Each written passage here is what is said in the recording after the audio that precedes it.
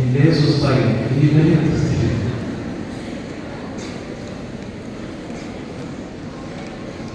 ಬುದ್ಧನ ವಯಸ್ಸಾಗ್ತಾ ಇದೆ, ಎಲ್ಲರೂ ಆದಾಗ ಅದಕ್ಕೆಲ್ಲ ಯೋಚನೆ ಮಾಡಿದ್ರೆ ಬುದ್ಧನ ಜೊತೆಯಲ್ಲಿ ಸದಾ ಇದು ಪ್ರೀತಿ ಸೇವೆ ಮಾಡೋದು ಯಾರಾದ್ರೂ ಬೇಕು.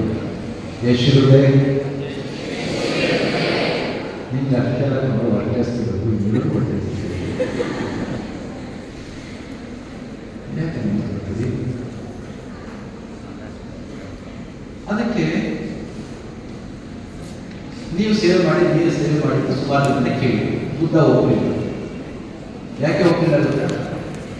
ಈಗಾಗಲೇ ಬುದ್ಧನಷ್ಟೇ ಜ್ಞಾನಿ ಆಗಿರ್ತಕ್ಕಂಥ ವ್ಯಕ್ತಿಗಳು ನಾವು ಸೇವೆ ಮಾಡಬೇಕಂತ ಮುಂದೆ ಬಂದರೆ ಯಾಕೆ ಅಂತಂದರೆ, ಜ್ಞಾನಿಗಳಾಗಿರ್ತಕ್ಕಂಥ ವ್ಯಕ್ತಿಗಳು ಕೇವಲ ನನ್ನ ಸೇವೆ ಮಾಡ್ಕೊಂಡು ಕೂತ್ಕೊಂಡದ್ದಾದರೆ ಜಗತ್ತಿಗೆ ಬೆಳಕನ್ನು ಕೊಡೋದು ಕಡಿಮೆ ಆಗಿರ್ತಕ್ಕಂಥ ಕಾರಣ ಎಲ್ಲ ಹೋಗಿ ಜಗತ್ತಿನ ಸೇವೆ ಮಾಡಿ ಅಂತ ಕಳಿಸ್ಬಿಟ್ಟು. ಆದರೆ ಒಬ್ಬ ಹುಡುಗನನ್ನ ಪ್ರಪೋಸ್ ಮಾಡಿದಾಗ ಬುದ್ಧ ಆಯ್ತು ಅಂತ ಹೇಳಿದ್ರು. ಅವನ ಹೆಸರೇನು? ಆನಂದ. ನಿನ್ನ ಹೆಸರನ್ನ ಹೇಳಿದ್ರೆ ಭಗವಾನ್ ಬುದ್ಧರು ಸೇವೆ ಮಾಡಲಿಕ್ಕೆ ಒಪ್ಪಿಕೊಂಡಿದ್ದಾರೆ, ನೀನು ಮಾಡ್ತೀಯಪ್ಪ ಅಂತ ನನಗೆ ಹೇಳಿದ್ರು. ಆನಂದ ಹೇಳಿದ್ರೆ ನಾನೇನೋ ಮಾಡ್ತೀನಿ, ಬಟ್ ಐ ಹ್ಯಾವ್ 8 ಕಂಡೀಷನ್ಸ್. ಎಷ್ಟು? ಒಂದು ನನ್ನ ಕೆಲವು ಷರತ್ತುಗಳಿದ್ದಾವೆ, ಅವುಗಳಿಗೆ ಒಪ್ಪಿಕೊಂಡದ್ದಾದ್ರೆ ನಾನು ಬುದ್ಧನ ಸೇವೆನ ಮಾಡ್ತೀನಿ. ಏನು ಷರತ್ತು ಹೇಳಿ? 1 2 3 4 8 ಷರತ್ತುಗಳನ್ನ ಹೇಳಿದ ಮೇಲೆ ಬುದ್ಧ ಆಯ್ತು ಅಂತ ಒಪ್ಪಿಕೊಂಡ. ನಕ್ಕ ಬುದ್ಧ ನಕ್ಕ. ಆನಂದ ನೋಡ್ತಾ ಇದ್ದ, ನನ್ನ ಷರತ್ತುಗಳನ್ನ ನೀನು ಒಪ್ಪಿಕೊಂಡ್ರಿ, ಅದು ನಕ್ಕದ ಯಾಕೆ? ನಕ್ಕದ್ದು ಹಾಗೆ ಬುದ್ಧ ಹೇಳಿದಾಗ ನಿನ್ನ 8 ಕಂಡೀಷನ್ಸ್ ಅಲ್ಲಿ 8 ಷರತ್ತುಗಳಲ್ಲಿ ನಿನ್ನ ಪ್ರಶ್ನೆಗೆ ಉತ್ತರ ಕೊಡಲೇಬೇಕು ಅಂತಕ್ಕಂಥ ಷರತ್ತು ಇಲ್ಲ. ಹಾಗಾಗಿ ನಾವು this is not a time for you to answer your question. ಸಮಯ ಬರುತ್ತೆ, ಆಗ ಹೇಳ್ತೀವಿ. ಸಮಯ ಬಂತು. ಯಾವಾಗ ಗೊತ್ತಾ? ಬುದ್ಧ ದೇಹ ಗೊತ್ತಾಯಿತು. ಬುದ್ಧನ ಸಾವು ಹತ್ತಿರ ಬಂತು, ಬದುಕು ಮುಗಿತಾಗುತ್ತೆ.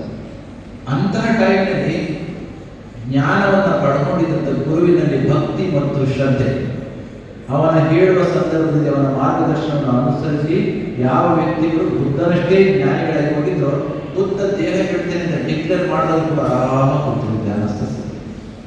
ಯಾಕೆ ನಮಗೆ ಗೊತ್ತಿತ್ತು ಸಾವು ಅಂತಕ್ಕಂಥ ದೇಹಕ್ಕೆ ಬರುವ ಆತ್ಮಕ್ಕಲ್ಲ. ಆತ್ಮದ ಸ್ಥಿತಿಯಲ್ಲಿ ನಾನು ಬುದ್ಧ ಎಲ್ಲರೂ ಕೂಡ ಬಂದೇನೆ. ಈ ಭಾವ ತಿಳಿದ್ರಿಂದ ಅವರೆಲ್ಲರೂ ಕೂಡ ಸುಮ್ಮನೆ ಕೂತಿದ್ರು. ದೇಹ ಹೋಗುವ ಸಂದರ್ಭ ಬಂದಾಗ ಅಳ್ತಾ ಕೂತಿದ್ದು ಒಬ್ಬರೇ ಮಾತ್ರ. ಯಾರು? ಆನಂದ. ಯಾಕೆ? ಅವನ ನಗುವಿಗೆ ಪ್ರಶ್ನೆಯನ್ನು ಉತ್ತರವನ್ನು ಕೇಳಿದ್ದ.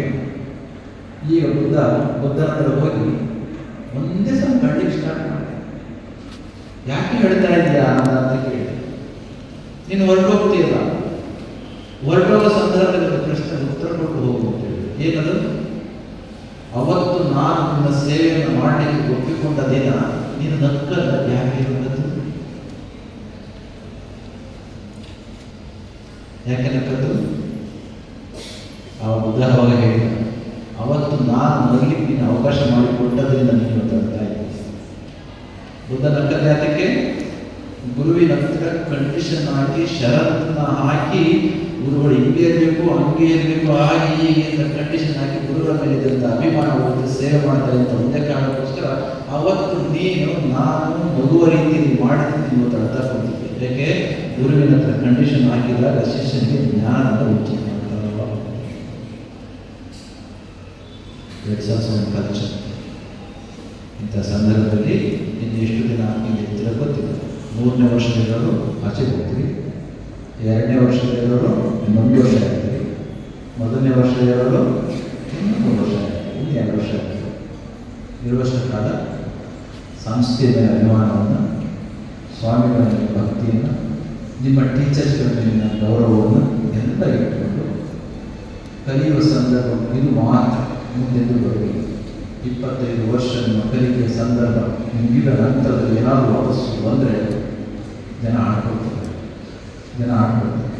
ಇಂತಹ ಸಂದರ್ಭದಲ್ಲಿ ಕಲಿಲಿಕ್ಕೆ ಇಷ್ಟು ಸಾಧ್ಯವಷ್ಟು ಎಲ್ಲರೂ ಕೂಡ ಕಲಿತು ಜನ್ಮ ಕೊಟ್ಟ ತಾಯಿ ತಂದೆಯವರಿಗೆ ಮತ್ತು ವಿದ್ಯೆಯನ್ನು ಕೊಟ್ಟಂಥ ಸಂಸ್ಥೆಗೆ ನೀವು ಒಳ್ಳೆಯ ಹೆಸರನ್ನು ತೆಗೆದುಕೊಂಡು ಹೋದಲ್ಲಿ ಆದರೆ ಇವತ್ತಿನ ಈ ಸಾಂಸ್ಕೃತಿಕ ಕಾರ್ಯಕ್ರಮಕ್ಕೆ ಒಂದು ಅರ್ಥ ಬರುತ್ತೆ ಅನ್ನೋ ಮಾತನ್ನು ಈ ಸಂದರ್ಭದಲ್ಲಿ ಹೇಳಿ, ಮೊನ್ನೆ UPSC ಎಕ್ಸಾಮ್ ಮುಗಿದು, UPSC ಎಕ್ಸಾಮ್ ಗೊತ್ತಾಗುತ್ತಲ್ಲ,